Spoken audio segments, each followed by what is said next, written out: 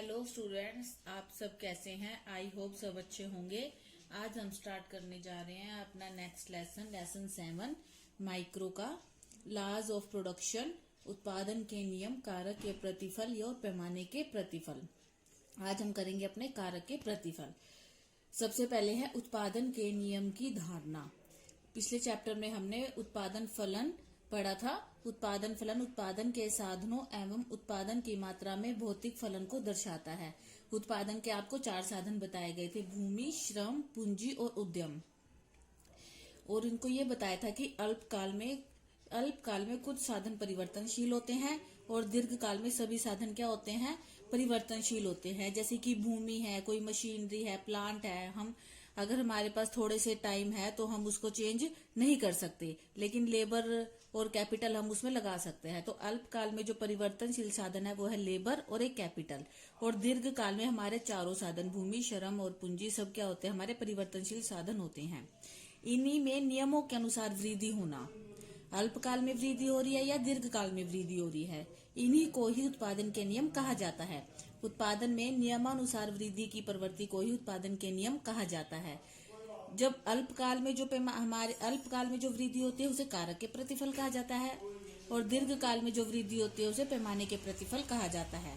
आज हम करेंगे अपने कारक के प्रतिफल। अल्पकाल में संबंधित उत्पादन नियमों को कारक के प्रतिफल कहा जाता है, जबकि दीर्घ काल से संबंधित उत्पादन नियमों को पैमाने के प्रतिफल कहा जाता है।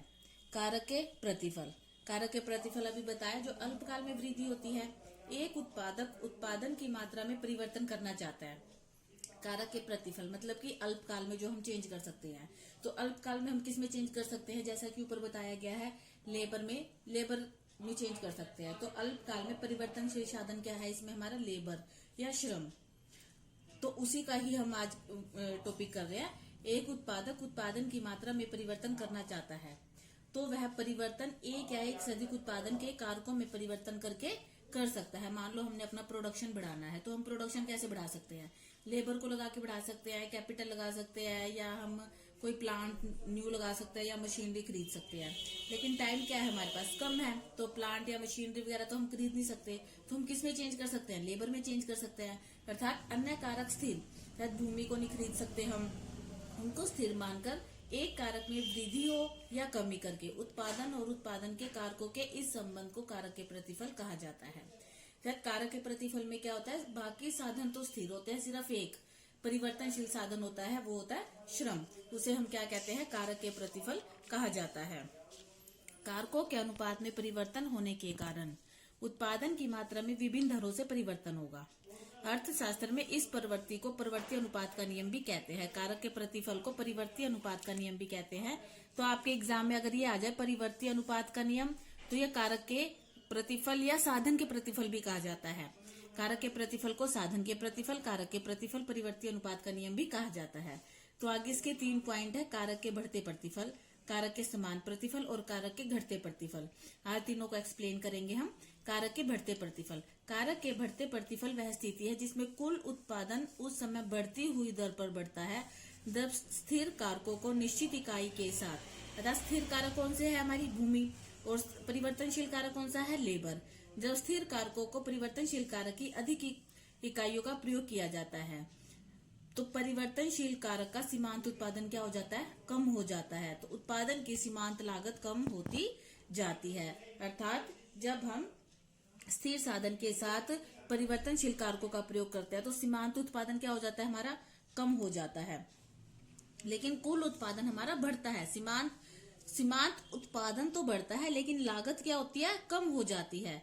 उत्पादन की सीमांत लागत कम आती है और उत्पादन हमारा बढ़ जाता है।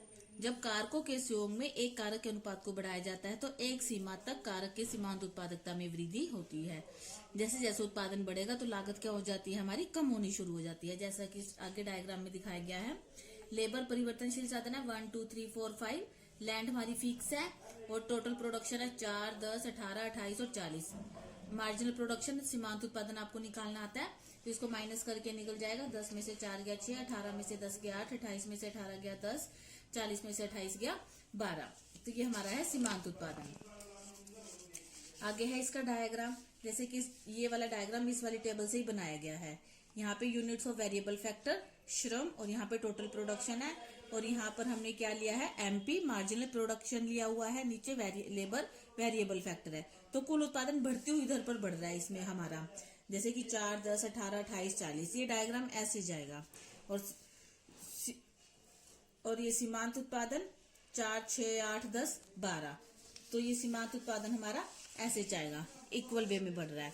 तो इसके क्या कारण है? कारक के बढ़ते प्रतिफल के कारण। स्थिर कारक का पूर्ण उपयोग, अर्थात जैसे कि भूमि है, पहले हम लेबर हमारी 4 थी, लेकिन अब लेबर हमारी 6 हो गई है, तो स्थिर कारक का क्या हो रहा है? अच्छे से प्रयोग किया जा रहा है। आरंभिक अवस्था में जब परिवर्तनशील कारक की अतिरिक्त इकाई का प्रयोग करते हैं तो कुल उत्पादन में क्या होती है? वृद्धि होती है और सीमांत उत्पादन बढ़ने लगता है। सेकंड, परिवर्तनशील कारक की कुशलता में वृद्धि। परिवर्तनशील कारक लेबर उन अच्छे से काम करना शुरू कर देते हैं, वो श्रम की अतिरिक्त इकाइयों का प्रयोग करने से कारक की कुशलता में वृद्धि होती है और सीमांत उत्पादन बढ़ जाता है। ये बताया कि क्या कारण है बढ़ते प्रतिफल, हमारा जो टोटल प्रोडक्शन है वो क्यों बढ़ रहा है? जो भूमि है उसका अच्छे से प्रयोग हो रहा है, लेबर का भी अच्छे से प्रयोग हो रहा है, उनकी कुशलता में वृद्धि हो रही है। कारकों में उचित समन्वय, अर्थात जितनी लैंड पर जितनी लेबर काम करनी चाहिए उतना उनको दोनों में उचित तालमेल हो रहा है। परिवर्तनशील कारक और स्थिर कारक की समन्वयता में वृद्धि होगी, कुल उत्पादन में बढ़ती हुई दर से वृद्धि होगी। सेकंड है कारक के समान प्रतिफल। पॉइंट है कारकों में उचित समन्वय। परिवर्तनशील कारक और स्थिर कारक की समन्वयता में वृद्धि होगी, इससे कुल उत्पादन में बढ़ती हुई दर से वृद्धि होती है। तो ये बढ़ते प्रतिफल के कारण थे। किस कारण से प्रतिफल बढ़ रहा था? हमारा स्थिर कारक है, जैसे कि भूमि का अच्छे से प्रयोग हो रहा है, लेबर है जो वो भी कुशल है, एफिशिएंट लेबर लगी हुई है, कारकों में उचित समन्वय है, मतलब कि आपस में तालमेल अच्छा है उनमें। सेकंड है कारक के समान प्रतिफल। परिवर्तनशील कारक की अतिरिक्त इकाइयों का प्रयोग करने से उनकी सीमांत उत्पादकता में वृद्धि नहीं होती। बढ़ते प्रतिफल में क्या पड़ा था?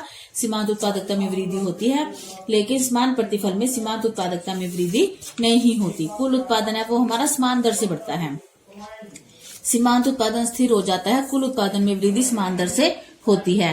ये लेबर है, लैंड है, टीपी और एमपी, जैसे कि 5, 10, 15, 20, 25, total production, marginal production 5, 5, 5 fix है। इसमें सीमांत उत्पादन टोटल कुल उत्पादन में वृद्धि हो रही है, लेकिन समान दर से वृद्धि हो रही है। तो इसमें टीपी हमारा स्ट्रेट लाइन पे जाएगा और एमपी ऐसे, एमपी को शो किया गया है वेरिएबल फैक्टर, और यहाँ पे मार्जिनल है, टोटल प्रोडक्शन नीचे वेरिएबल फैक्टर। समान प्रतिफल के क्या कारण है?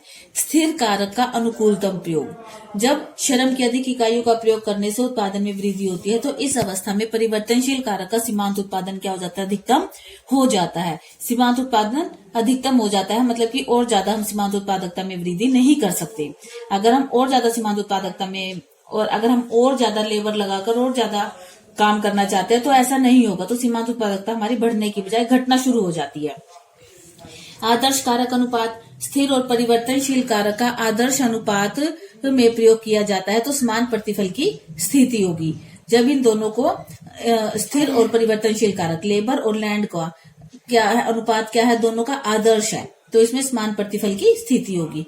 परिवर्तनशील कारक का कुशलतम उपयोग, इसके और बढ़ते प्रतिफल के कारण हमारे मिलते जुलते हैं, तो आप कंफ्यूज होने की जरूरत नहीं है, ज्यादा डिफरेंस नहीं है दोनों में। परिवर्तनशील कारक का कुशलतम उपयोग, तो सीमांत, इसका मतलब क्या है कि लेबर का हमारा अच्छे से प्रयोग हो रहा है, उसमें तो बहुत अच्छे से प्रयोग हो रहा था। बढ़ते प्रतिफल में तो क्या था? कुशल लेबर है, लेकिन इसमें भी क्या है? कुशलतम प्रयोग है, तो सीमांत उत्पादक की मात्रा क्या हो जाती है? इसमें स्थिर हो जाती है। थर्ड पॉइंट है कारक के घटते प्रतिफल। बेनहेम के शब्दों में, जैसे जैसे कारकों में स्थिर कारक और परिवर्तनशील कारक, स्थिर कारक के साथ परिवर्तनशील कारकों के अनुपात को बढ़ाया जाता है, तो एक सीमा के पश्चात कारक का सीमांत उत्पादन कम होने लगता है। बढ़ते प्रतिफल में क्या था? सीमांत उत्पादक बढ़ने लगता है। समान प्रतिफल में क्या था? सीमांत उत्पादक समान रहता है। और घटते प्रतिफल में क्या है? सीमांत उत्पादन कम होने लगता है। लैंड और लेबर सेम है, टोटल प्रोडक्शन देखो 5, 8, 10, 11, 11, 10, अर्थात इसमें सीमांत उत्पादक हमारा शून्य भी है और नेगेटिव भी जा रहा है, तो सीमांत उत्पादकता हमारा क्या हो रहा है? इसमें कम होता जा रहा है। 5, 3, 2, तो ये लाइन ऐसे नीचे की तरफ बनेगी, और इसमें 0 है तो ये शून्य हो गया, नीचे आके नेगेटिव हो गया, और यहाँ पर क्या बढ़ तो रहा है लेकिन घटती दर पर बढ़ रहा है। घटते प्रतिफल के लागू होने के क्या कारण है? परिवर्तनशील कारक की अतिरिक्त इकाई को स्थिर कारक की ही अपेक्षाकृत कम इकाइयों के साथ उत्पादन करना पड़ता है। तो परिवर्तनशील कारक का सीमांत उत्पादन कम होने लगता है। अपूर्ण कारण स्थापन, अपूर्ण कारण स्थापन का अर्थ है कि एक कारक के स्थान पर दूसरे कारक का प्रयोग नहीं किया जा सकता। इंपॉर्टेंट है, 1 नंबर में ये पूछा जाता है कि अपूर्ण कारण स्थापन क्या है, कि एक कारक के स्थान पर दूसरे कारक का प्रयोग नहीं किया जाता। परिवर्तनशील कारक और स्थिर कारक का अनुपात उचित नहीं हो पाता, तो उनमें उचित समन्वय नहीं हो पाता, जिसके कारण सीमांत उत्पादन हमारा क्या होने लग जाता है, कम होने लग जाता है।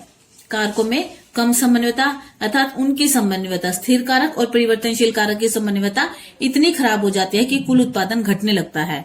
और परिवर्तनशील कारक